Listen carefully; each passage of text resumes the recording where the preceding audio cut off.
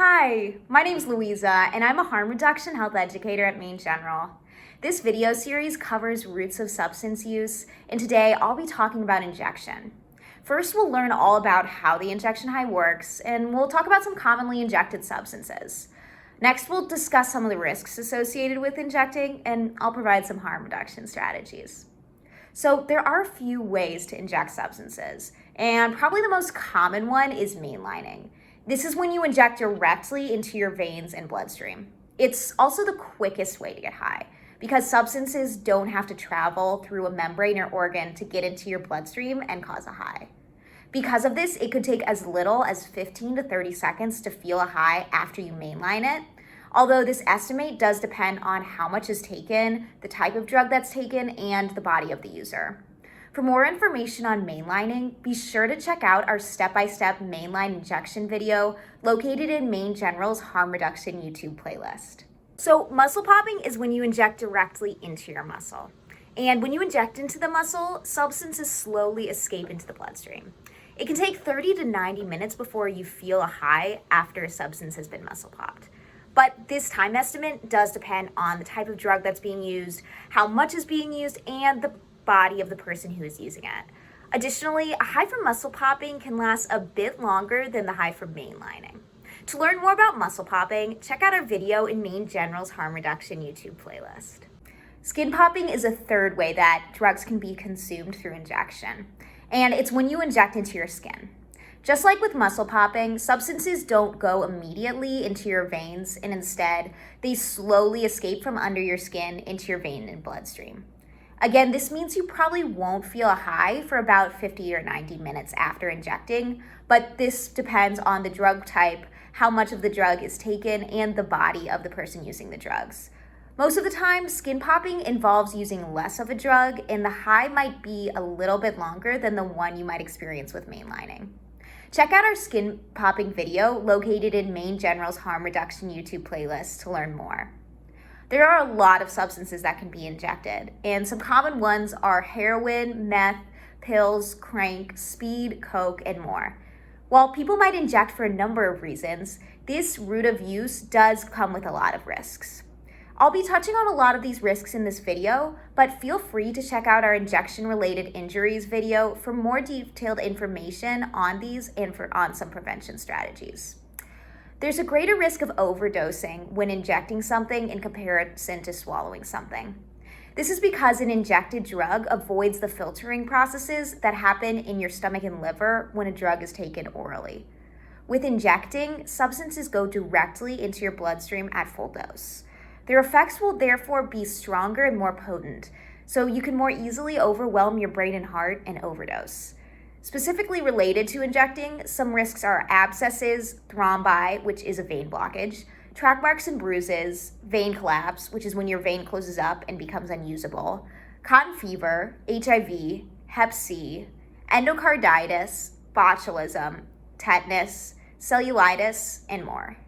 There are, however, many steps you can take to reduce these risks. You can do this by performing the low and slow technique, practicing proper hygiene, trying to inject as close to particle-free shots as possible, rotating injection sites, and rotating routes of use. Since you can more easily overdose when injecting in comparison to swallowing something, make sure to use the low and slow technique. Start off injecting a small amount of a drug and wait a good chunk of time before you take more.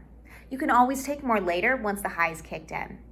And always be sure to have Narcan on hand and a friend nearby if possible, in case of overdose. Even if you don't think you're taking an opioid, many drugs nowadays are unfortunately laced with fentanyl, so you can still overdose.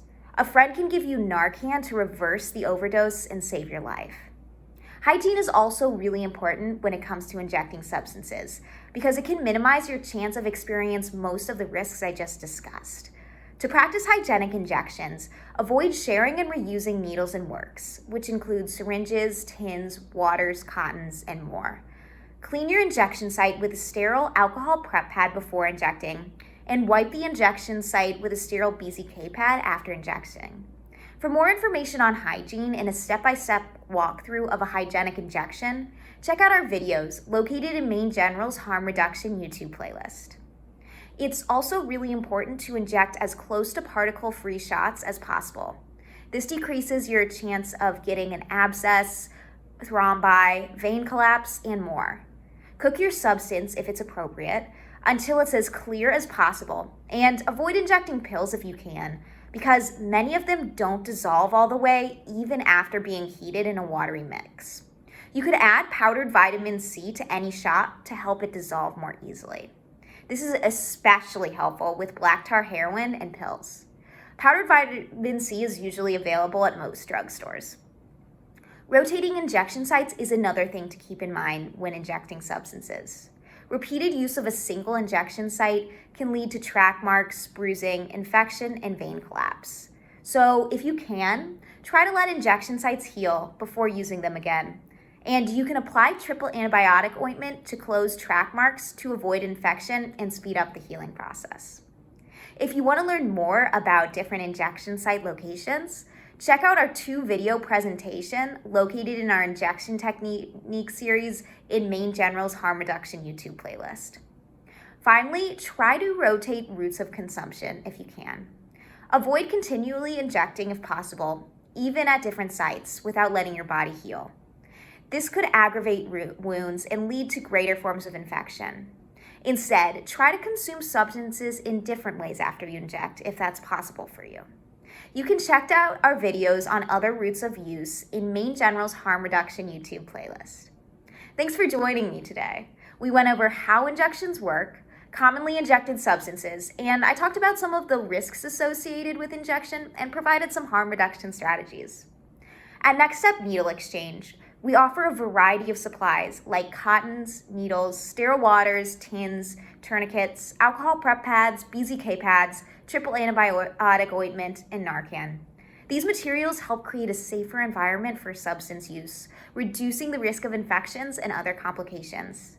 Thank you for joining me today, and I invite you to check out more of our content located within MaineGeneral's harm reduction YouTube playlist.